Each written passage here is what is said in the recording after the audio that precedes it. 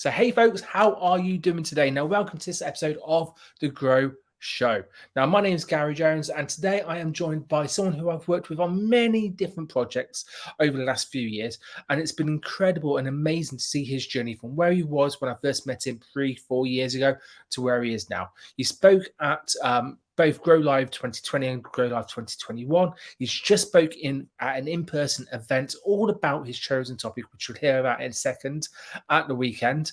And do you know what? He's a bloody nice guy, and I've just got full of admiration and love for him. So, Simon Clements, how are you doing? You're right. Good morning, sir. Thank you for that intro. That was a lovely intro. Lovely way to start my Wednesday morning. Do you know what? I had the same feeling when I woke up today. I woke up and thought, at 10 o'clock, I'm going to be talking to Simon. That's it.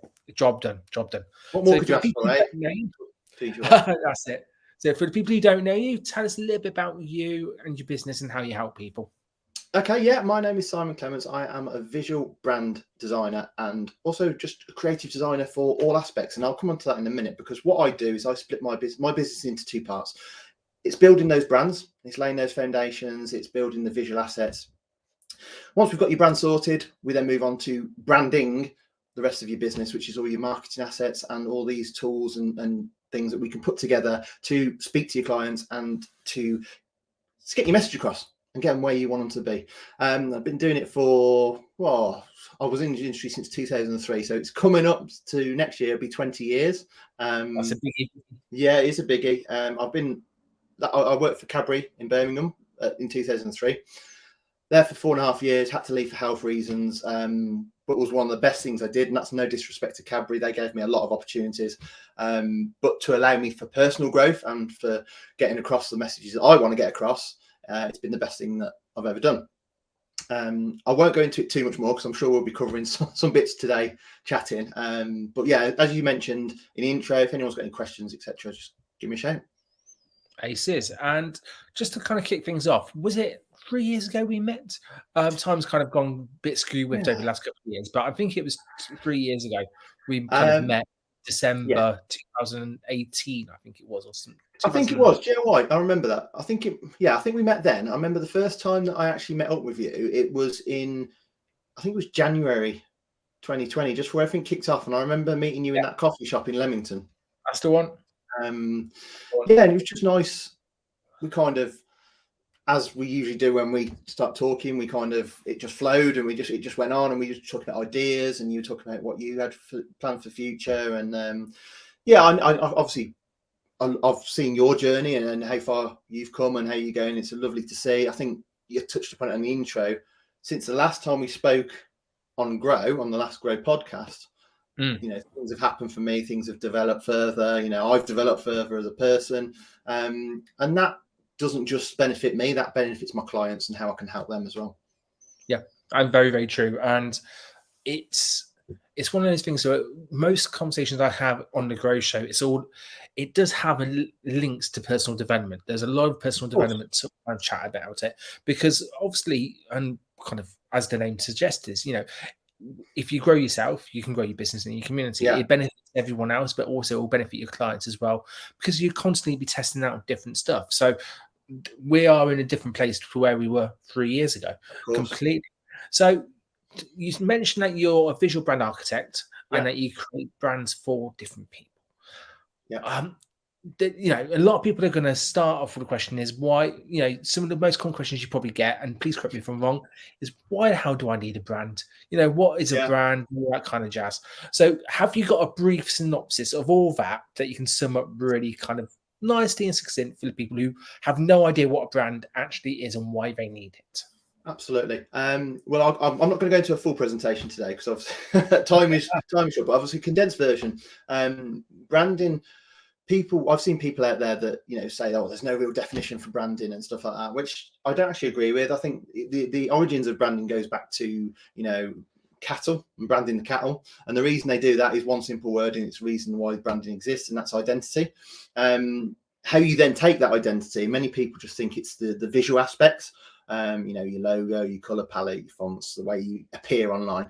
Don't get me wrong, that's a massive part of it. That's probably my specialist area, but it's also about the identity that you have behind the scenes, how you have your ethics, your way you position yourself, your market that you lead towards, what you're all about, your ethos, everything to do with that.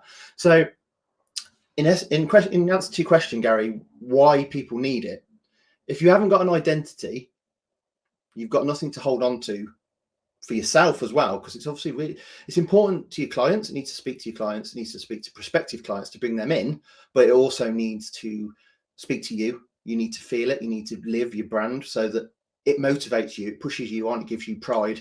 And I think without that, we're kind of all just wandering aimlessly.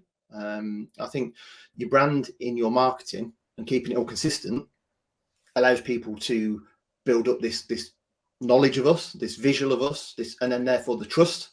Because one of the things that branding does give you, amongst others, is it gives the people that are looking at your brand a perception. Now, we all want to look professional, don't we? You go to some sites and you look at it and you think, oh, they might be really good at what they do, and they probably are. But if it doesn't look, if the visual eye candy, as I call it, doesn't line up, it's an instant turn off, because people don't like being confused. People like clarity. And I think one of the things that a brand done properly will do for you is it will align your knowledge, your passion, and your expertise with your visual front initially, because obviously that's the first impression. That's what people are going to see first. And that's why that bit's so important. But the rest of it, once they see your visuals and your vision, if they then, well, not if they then, they will dig deeper. And if they dig deeper and there's no consistency with where you're coming from, what you're all about, there's a misalignment, and that's when people usually stand away. I hope that answered the question. Oh, completely answered the question. And I think you've actually alluded to a really good point about where actually when someone's working with someone like you, who will help them create all of those kind of assets that they've got and all aspects of a brand identity, and compared to someone who, let's say, goes to somewhere to just get a logo printed because that's what they think a brand is, they are two completely different beasts. And as an end user, you will spot that, because it will be very surface level kind of, the people who have gone to Fiverr, or I say Fiverr because there's nothing wrong with that, but that's where you can go for. Do you know what I always say about Fiverr? And this is something that comes up because I always talk about the elephant in the room, and there's two elephants in the room. One is Canva and one is Fiverr. Now, I'll just touch on these briefly. Canva is a fantastic tool to allow everyone to get access to creating their own graphics. I love it. I don't use it, obviously, myself, but I love the benefits of it. I love what it's about. The problem lies, for me, twofold. Is one, when you see professional designers, that if they're using Canva, like anything like that, it's not meant for design professionals. It's kind of, you can make a living out of it, and anyone that does, absolute respect to them. But I think it kind of has a cap. And I think, if you're saying I help you learn Canva, that's different. If you're saying you design on Canva, and again, it comes down to identity, because some of the stuff, and again, not all of it, but speaking from experience, a lot of it looks very similar. And therefore, if you all look similar, you've got no identity, you're not standing out from the crowd. True. In terms of Fiverr, very similar. There are some fantastic people on Fiverr. There really are, but it's a very small percentage. And turning that back to what you said about getting a logo worked up, the problem is if you just get a logo worked up and there's no thinking behind it, it's just something just put out there. It's got no identity. There's no this connection with it. So people will see your logo and then they'll look at something else and go, oh, okay, that looks a bit. Or one exercise I do is I also talk about brand balance. Imagine like some scales. On one end of the scales, you've got, typically, and I'll say typically because it's not all, is if you go to somewhere like Fiverr or, etc., to get your logo and that, it's very much a product that people buy, and design shouldn't be a product. So you go to them. I always use the example of an accountant. If you're an accountant, you go to Fiverr, you give up, you say, I'm an accountant. They go away. They take minimum information. They go away. They build you a logo. You'll probably get a couple of options, usually different colors and fonts, but not actually looking at structural options. And it's basically you pick one, you pay them the money, you go your separate ways. So that's one end. And the thing is, if you're doing that, a lot of other people will be doing that because of the price point. So therefore, you're losing your identity because everyone looks the same. On the other end of the scale, you've got the disruption, thinking, oh, I want to be so different, an accountant. Oh no, let's use neon orange. Let's use some really funky fonts. Let's use, lots of script fonts, etc., or futuristic or whatever it is. But the point I'm trying to make is that if you go too far away from the ethos of what you and your industry and business are all about, people aren't going to recognize you. They'll be like, okay, well, I don't know what they do. So the key is getting somewhere in between, possibly leaning slightly more towards the disruption, because the aim of the game is to get you to stand out, but you don't want to go too far one way or the other. That makes sense. That makes complete sense. And on that same kind of point, the world's now opening back up again, and people are now going to expos and conferences. There's a number that are going on even this week as we talk, where people are kind of going to meeting people face to face. They've got exhibition stands.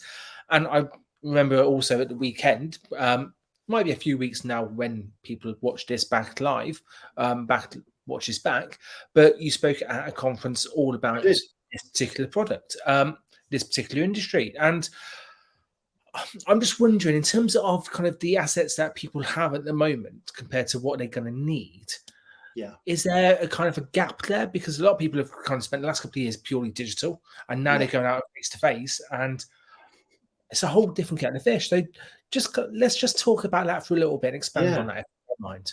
I mean, from a personal point of view, meeting people that you've spoke to for the last couple of years, which, let's face it, a couple of years is quite a long time, in person is a surreal experience. It's lovely, and it was lovely to meet these people. My only negative from the event on Saturday was that I didn't have more time to chat to everyone properly. But I think that's the same in any event.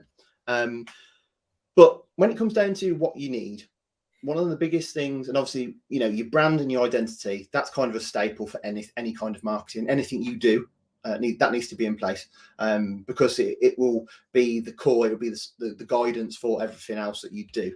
Many people get brand and branding mixed up. Obviously, your brand is the developing this identity, developing this who you are, what you do, and who you help.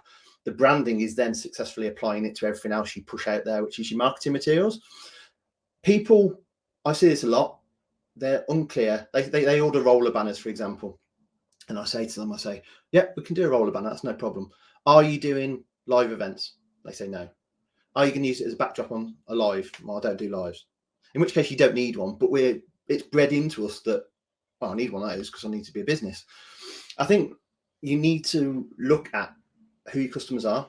You need to put yourself in their shoes and see what they would want to see what you would want to see if you were looking elsewhere. So for your live events, the roller banners, if you're exhibiting, if you're not, you don't need one. I still think business cards have got an amazing place. You get these digital ones now, which are great. They're amazing. They make things easy. They make things simple, which, again, people like simple and clarity. But I think a business card, it's a cheap marketing product. And you've got to remember, when you're doing your marketing, you're not instantly giving someone a business card and expecting them to go, wow, you look good, let's do business. They will put that on their desk. They will put that in their wallet. They will put that in a special business card folder, wherever they put it. But your identity is now in their hands. So they might see you in a few days. They might see it in a few weeks, months, years, whenever it is. But you're going to jog their memory. And that's what we want to do. We want that brand recognition. We want them to think, okay, that's so-and-so. They do this. And that's when they come back to you. And I think, online, obviously your social presence is really good, because you've got to look at the stages of a customer journey. So if, say, for example, you're exhibiting at an expo, your exhibition stand is your main focus point of that event. Roller banners obviously are a good cheap option. You can get to the bigger stands if need be. But whatever it is, that's your visual presence, whether you are in front of it or not. Obviously, you live your brand, so you will therefore be in front of it. If you're there as well, you live your brand. That's why you're wearing your brand colours and excuse me, and by talking to people, you might just think you're talking to people, but you're actually reinforcing your brand. So the stand is really useful to have as a visual aid. But once they get away from there, whether they take away a business card, whether it's electronic business card, doesn't matter. But once they find you again, things like your social platforms, I think socials are, bigger than ever. Obviously, you all know Gary, but you pick the platform that's best for you and where your clients hang out. But what you do want to do is you want to have that continuity and consistency across, from the point where they've seen you of the exhibition stand through to your socials, your website. So I think website, socials, brand are staples. Those are ones that you need whether you're doing online or in person. After that, I think it's a case of, okay, well, what am I going to be doing? If I'm just doing online business, I'd probably look at video content, things like that. You can brand your, like we've got here up above. You've got your branded frames, you've got your videos on YouTube with start, end, etc. So you're looking at your digital assets from that point. Could be lead magnets, PDFs, whatever it is. Then you're not saying you can't have those if you're doing in person. I think online's one thing, but even if you do in person, online still needs to be there for that trail. But obviously when in person, you can get stuff that you need that you don't necessarily need when you're doing digital. No, I completely agree. And there was so many good points in that. I just want to pick up on 2 key points. Yeah, you carry on. I'm quite passionate about it, so I kind of just roll with it. And if people have questions, fire away. It's all good because it goes back to one of our original points at the start of it. We met online. Well, we met online. Then we met face to face, and we haven't seen each other since that initial time. But I know that when I see you, it's not going to feel like any time's passed since it doesn't each other because we talk to each other online. So people do need to understand that their online presence will help their face-to-face kind of relationships because it is all about that know, like, trust cycle. And everything's connected. Everything's connected. Exactly. And having the same branding. Oh, come on. The same branding. Can't get my it's mirrored. Get the branded there to what's on the screen. It all makes a difference. People will see the logo, which is just down. I need to get practiced on this. Just down there. I'm losing it. But they will see it and they will go and they will kind of match it up. And then if you give them the business card with the logo on as well, and they take that home, then they've got a piece of you at home. Sounds wrong, but it sounds. I know what you mean. But it's all about that brand recognition. So when they're looking for something, they will recognize you. And that's what's so important, getting your brand done right at the beginning. Well, there's a caveat to that. Yes, get it right done at the beginning, but there'll be a lot of businesses, etc., watching this who are already in business. I think it's equally as important to mention that not only should you should get it right when you start a business, so that everything else can stem from that, but sometimes you need to just do a bit of an analysis in your business, and there's always time for a rebrand, and you're pretty much starting again on the visual brand side of things, not on your whole business, because like you say, you've built up this experience, this passion, this knowledge. So it's just bringing up that identity in line with your passion, knowledge, and experience. One of the things I say at the minute is getting your brand done right and getting that branding done right. It's valuing that first impression that you're giving to people, because you can, there's nothing more important than making that first impression. But again, a caveat to that is that I always say you need to make a good second, third, fourth, fifth, you can see where I'm going, impression, because when people come back, if you don't look the same, or if they go to different social platform, it's not going to match up. No, I get that. And another point that you made, which was fantastic, was about matching your kind of needs to your brand. So asking the questions: are you going to use roller banner for a live or an expo? Don't do it for the sake of it. If you don't need it, don't you get one? No, and we are. And traditionally, it is a case of, okay, well, I'm in business, so I'm going to get a roller banner, I'm going to get business cards. It's like a checklist. I might grab pens, I might grab a notepad. It's all those kind of stuff. But actually, that might not be best for your audience. It might not be best for your customer, and that's kind of matching up the brand to their end needs as well. We're kind of in this realm of like the kind of marketing assets kind of realm, and obviously I know Jodie may be watching this because she liked the post originally. But obviously, Jodie she's at an exhibition as we speak. Is she? Well, there you go. But if you don't know Jodie, she does promotional gifts and stuff like that. They are wonderful tools. Even just a pen. I've got a pen here. It's got FLA on the front, Family Law Assistants, Stephen and Michaela Wade. Obviously, Gary, you know those guys as well. But they're on my desk. And every time I pick that up, it's in their brand colours. I know as well because I was part of building that brand, but it's always here. And my point is, they've used them effectively. I'll give you another metaphor in a minute because I'm starting to bring in some metaphors so people can understand things more. But if they were sat in a box in their office, they're not doing the job. So the way I say it is any kind of marketing, and obviously, Gary, you're in marketing as well, so you'll agree with this.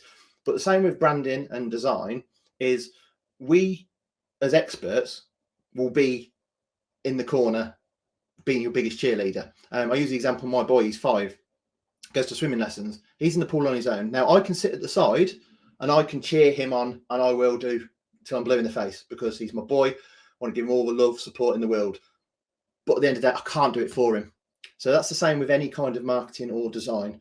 You know, when I work with someone, I'll make it into an experience. So I'll be there for them, even after the project's completed, you know, if they've got any questions, etc.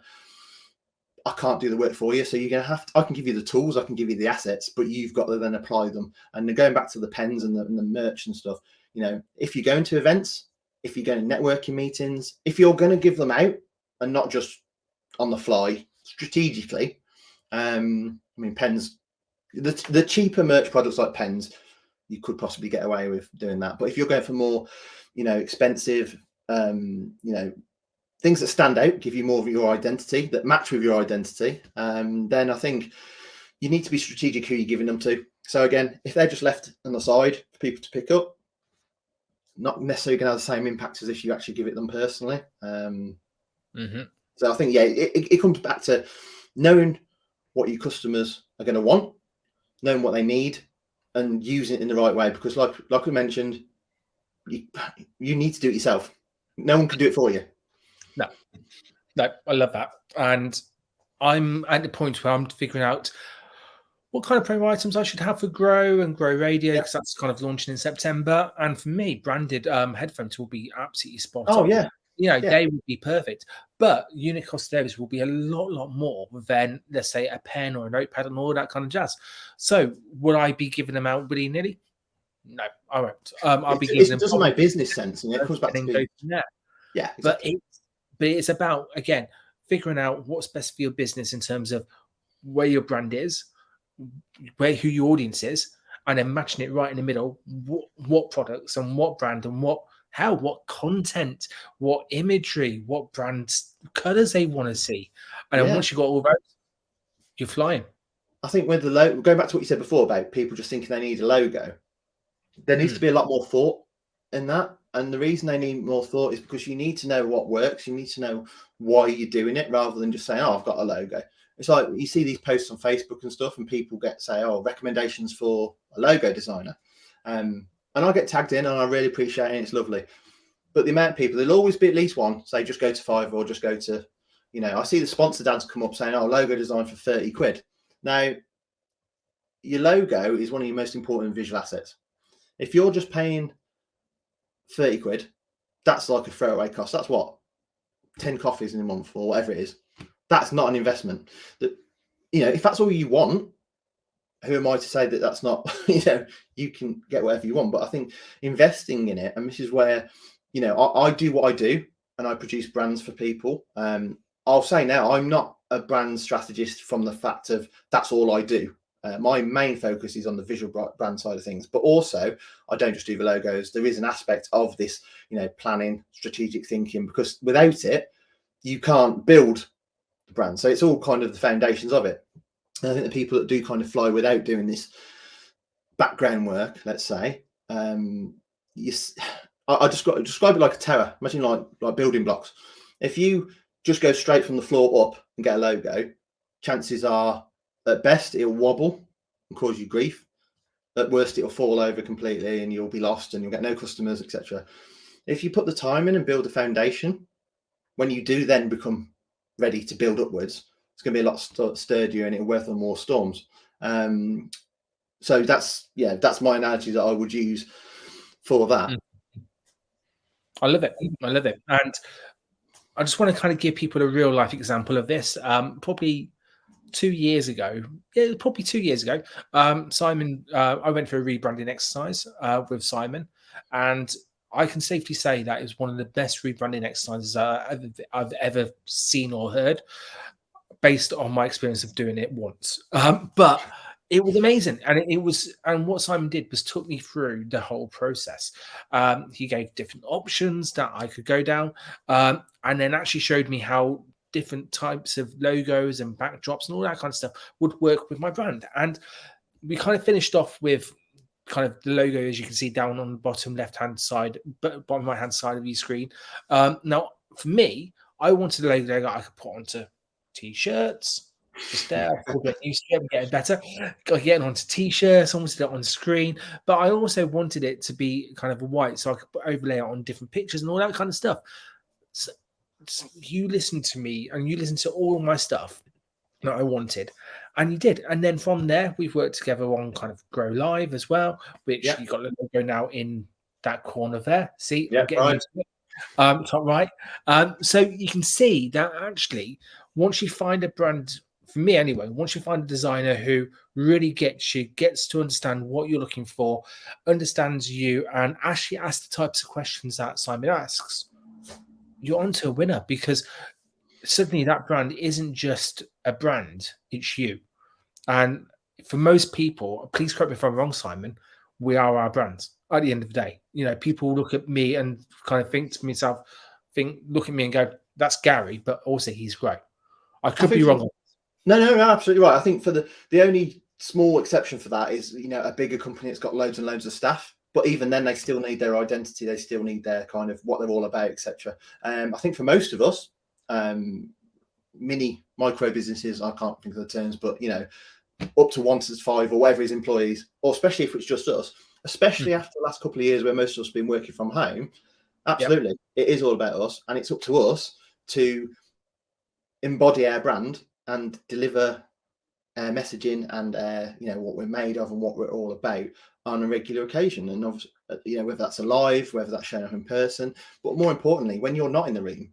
So your, you know, social banners, even your actual logo identity assets, your visual assets, and you know, that should reflect who you are. And that goes back to me saying about, you know, if you're an accountant, people don't expect to see, you know, orange and red flashes and, you know, scripty fonts. Now, I'm not saying there's anything wrong with being a bit different. I encourage being a bit different because we want you to stand out.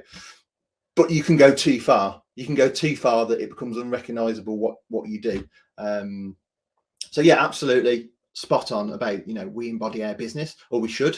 And if anything, it's actually easier branding yourself, or it should be, as an individual, because you know, you get all your assets done, you get your identity done, and you can then live it where you haven't got control anyone else and get them to understand the branding and you know, what you're about.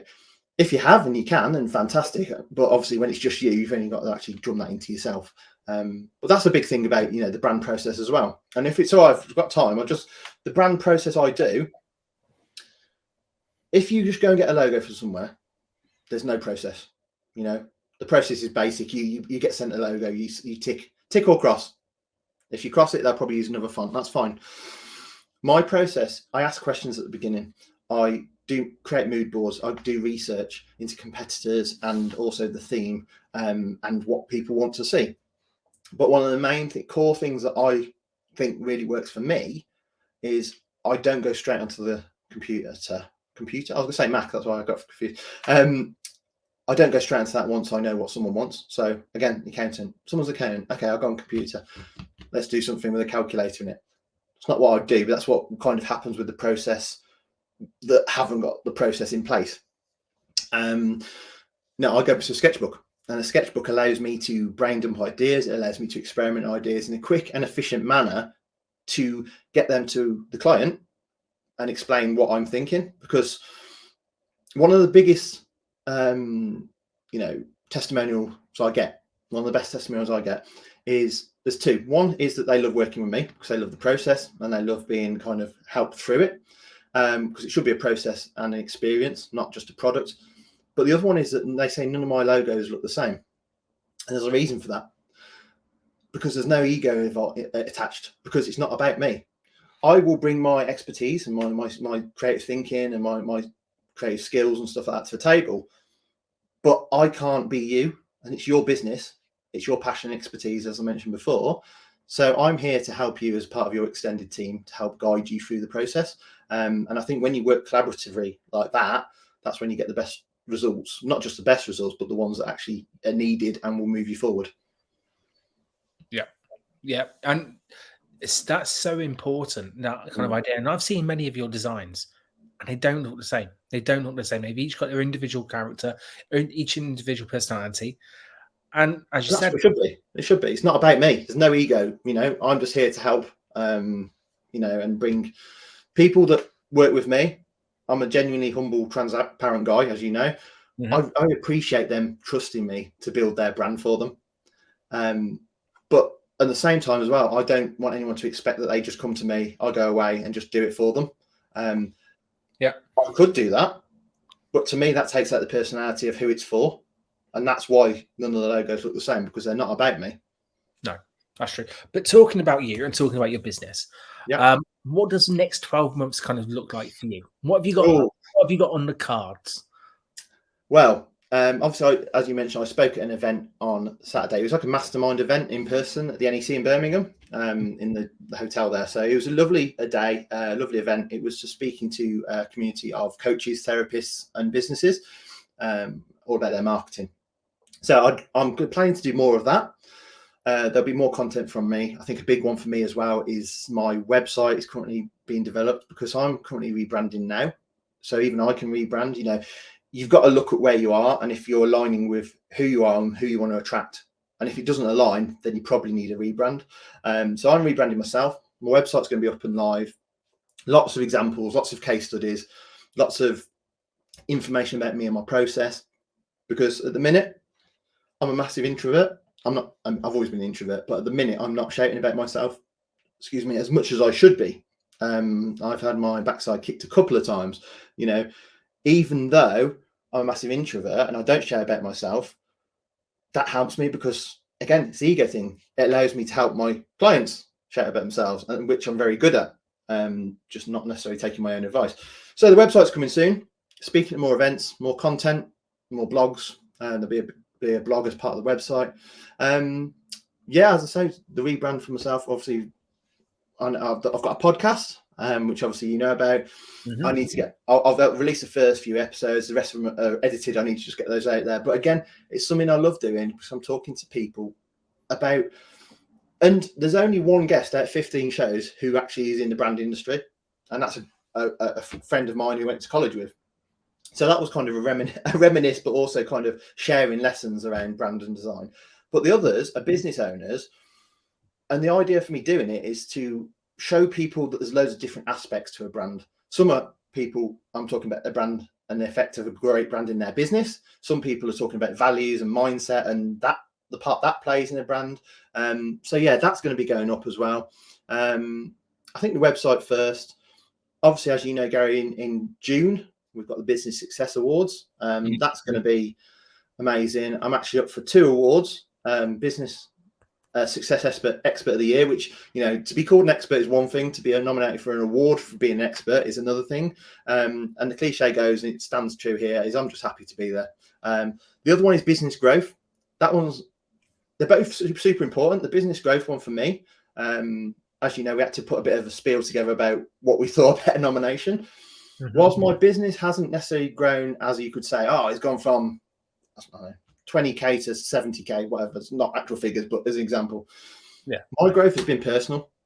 My growth has been in me, and therefore allowed me to help offering and bring up confidence, bring up self-belief. And by doing that, it allows me to help everyone around me, my family, my clients, colleagues, friends. That one's important for me. They're both important, but that one's really important because of the meaning of the personal growth. So obviously that ceremony is on the 18th of June. Obviously, I'll see you there. Really looking forward to it. And I'm presenting an award now. Again, wouldn't have happened a few months ago. So that's probably short term. I've got a holiday booked in, not about work, but everyone needs to take the rest and recharge. I think it's in a nutshell, next 12 months for me are all about cementing what I know I'm good at. And letting everyone else know about it through the website, whether it's content, whether it's speaking. I am looking, and this might not be the next 12 months, which is why I didn't mention it before, coaching, training, an actual in-person get the basics of your brand down day. I'm looking at writing a book at some point, Branding by an Introvert. Just telling my story and things that have shaped me and made me where I am in terms of helping others. So that's on the cards as well at some point.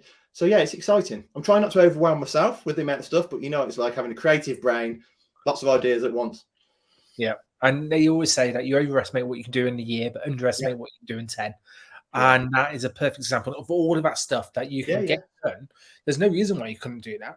It's just about pacing yourself and making sure that you've got a logical space and logical gap in your schedule to do each one, which I've got no doubt in my mind you will be able to do it. And coming from a fellow introvert as well, the reason why I started podcasting and interviewing people was my way of getting out there. Sure. I didn't really like writing.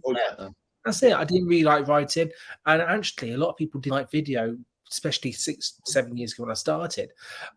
Things have changed a little bit now, but 6-7 years ago, they didn't like video. So putting a microphone or a phone in their mouth, to their mouth to do an interview was actually okay. So I completely get it. One last thought before we go, because we've been talking for 35 minutes. I've just seen the time. Gone dead quick. But Simon, if you're going to leave one final thought with people, or one thing that they must do with their brand, what would it be? This was actually asked as a question on the panel on Saturday, and my answer is the same. Never underestimate the power of your brand and making that first impression. Because having that will be like the foundation stone for everything else in your business. Obviously your marketing and everything else that follows on, but you can't market without an identity. So I think that pretty much sums up. I'll keep that one short, but yeah, that's my just because of the time. But yeah, I think my job's kind of twofold: getting the brands developed, getting the marketing materials consistent, and also working with the right messaging and stuff. Because again, that's probably another topic for another day. But you've got to kind of see what people want and deliver it. Structure over your message, don't overcomplicate, etc. But I think then the other side of it is the fact of education, and the education that what a brand can give you. It's not just making you look professional. Many people will say, it's making it professional, it makes you look better. It does. But one of the big things for me is it speaks to you as a business owner. It will make you stand up and give you that warm, fuzzy pride feeling. Or it should. You should have pride in everything you put out, whether it's just your logo, whether it's a piece of material, whether it's a video, whatever it is. You should be proud because you've built your business. You are marketing your business. So one of the biggest phrases that really bugs me is "that will do," because whilst done is better than perfect. I'm all up for that, and that's why things like Canva and stuff are amazing, because it allows people to get stuff out fast. I just think people need to realise that you're worth it. Then you should be putting out there the best possible vision of yourself that you can. Aces. And talking about putting yourself out there in terms of putting your best visual stuff out there, where can people find you online? This is your time to shout out socials, website, and how can people connect with you? Well, at the moment, the website is being developed. One big thing that I am doing is I'm currently trading as SC23 Creative, because I'm turning more towards what I've been doing is having me in your corner and working with me. So it's going to be reverting all back to a personal brand of Simon Clements Creative. So the website is going to be simonclementscreative.com, I believe, but I can post updates once I know that for sure. But in the meantime, if you follow me on Facebook, just my personal page, because I'm one of those that thinks, my personal page, branding and servicing my clients is what I do. So therefore, I put it on my personal page. I've got a business page as well. It's currently undergoing changes, but it's probably still under SC23 Creative. You'll find me on there.